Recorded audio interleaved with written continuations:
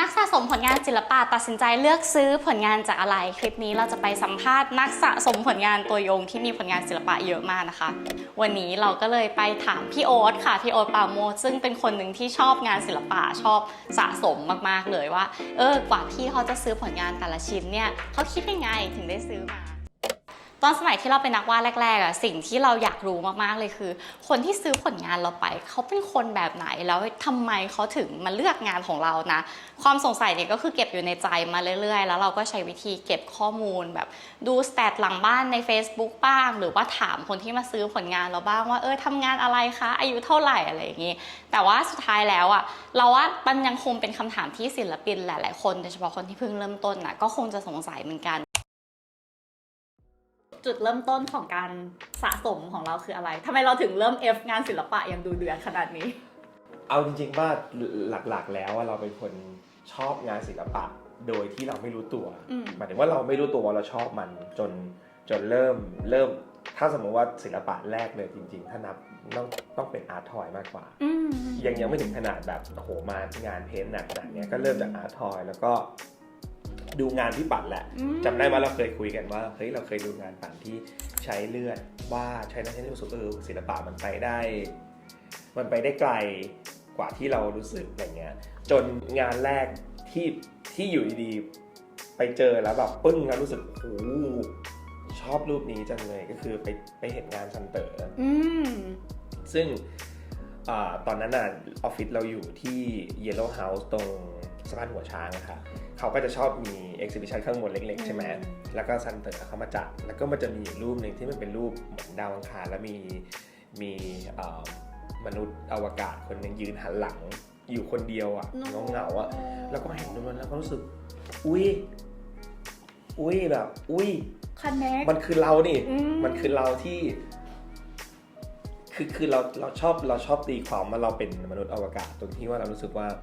เวลาคนที่เขามองคนที่ประสบความสำเร็จเขามองว่าคนนี้ประสบความสำเร็จจังเลยดีก็เลยตีความว่าถ้าเราออกไป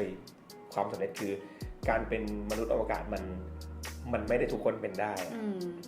มันมีไม่กี่คนในโลกที่เป็นได้มันก็เทียบเท่ากับการที่เราขึ้นไปประสบความสำเร็จแล้วไปอยู่ข้างบนนะซึ่งจริงแล้วไม่มีคนรู้เลยว่าวันที่ขึ้นไปอยู่ข้างบนนั้นนะมันเหงาแบบมันเหงาสุดๆมันไม่มีใครที่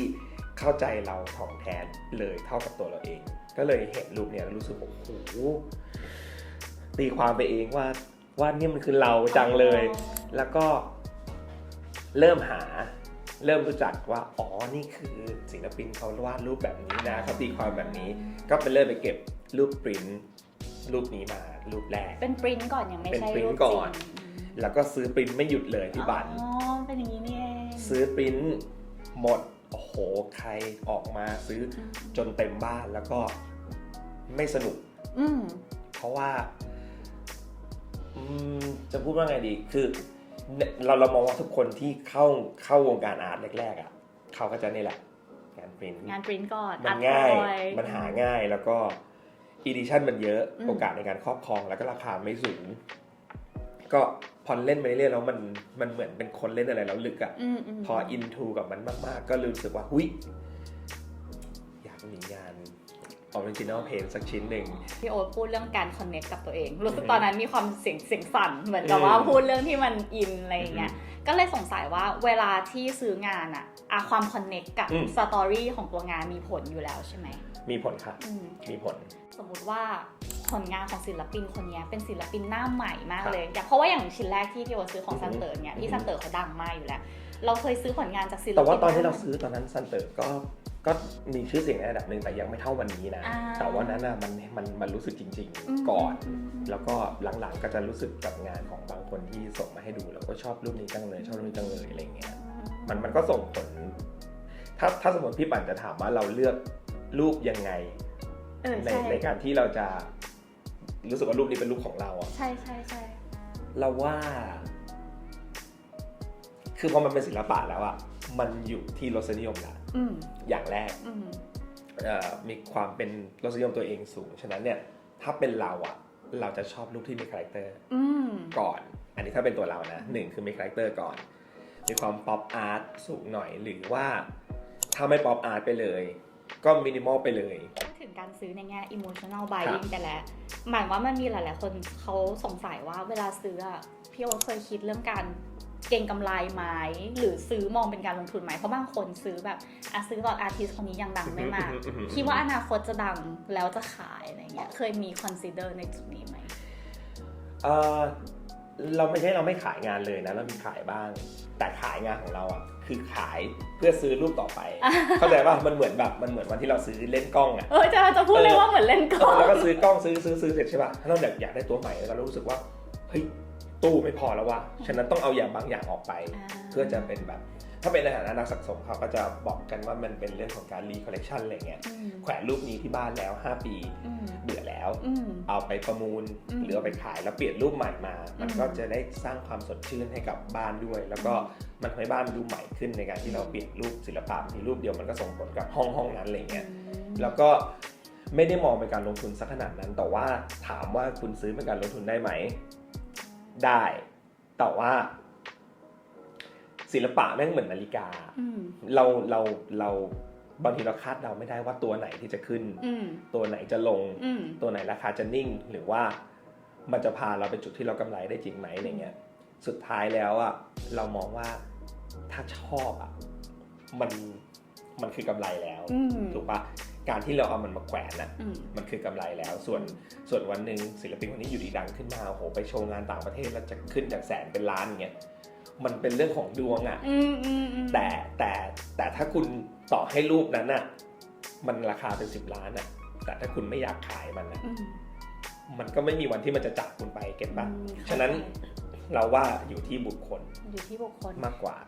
สมมุติว่าเราชอบงานชิ้นนี้มากเลยแล้วเขาบอกราคามามันไม่แพงมาก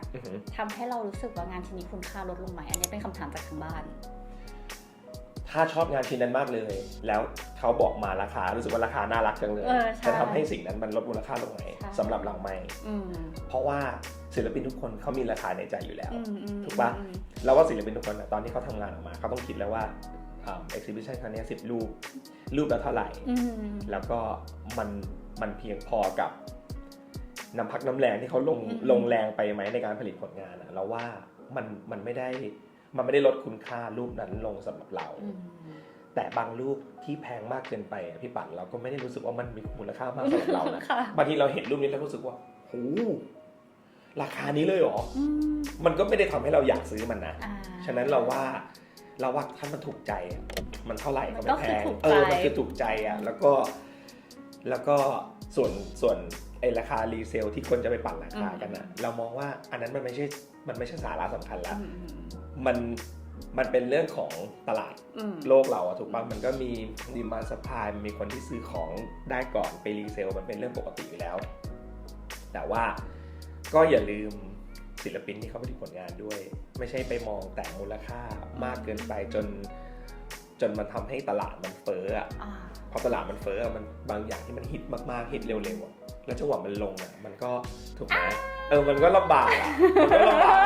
มันก็คงเหมือนตอนที่มัน NFT มันบูมมากๆมันเห็นบ้างมันก็พอทุกอย่างที่มันขึ้นเร็วเกินไปอ่ะเราก็อย่า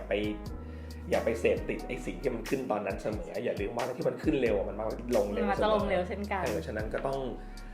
องยั้งไว้บ้างจะตัวคาม NFT ซื้อได้แต่ว่าอย่าซื้อจนถึงขนาดว่าโหไปกู้เงินมาซื้อหรือลงทุนกับมันแล้วไม่มีเงินใช้เลยมันก็ลำบากก็เกินไปใช่งั้นอันนี้เป็นเซสชั่นสุดท้ายคำถามสุดท้ายของการนั่งอยู่ตรงนี้ละคือพี่โอ๊ตก็ทำเพลงเนาะแล้วศิลปินก็วาดรูป